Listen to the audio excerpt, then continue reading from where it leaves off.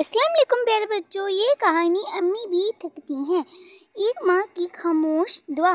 ایک دن کی بات ہے، ننھی مائرا اور اس کے دو چھوٹے بھائی گھر میں کھیلتے، لڑتے، شور مچاتے، ہر چیز کو بکھیرتے جا رہے تھے۔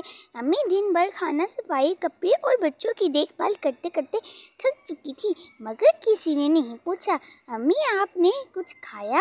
امی آپ بیٹھ جائیں، ہم صاف کرتے ہیں۔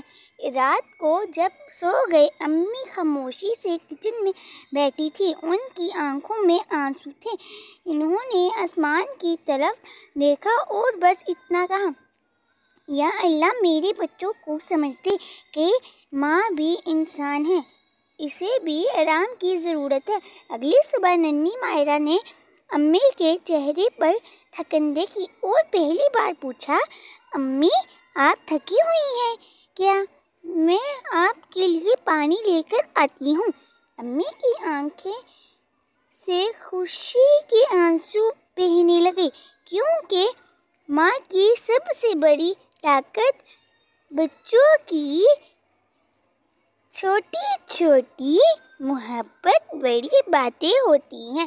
سبق: ماں صرف ماں نہیں ہوتی، وہ بھی ایک انسان ہوتی ہے، اسے بھی محبت، خیال اور تھوڑا سا سکون چاہیے ہوتا ہے۔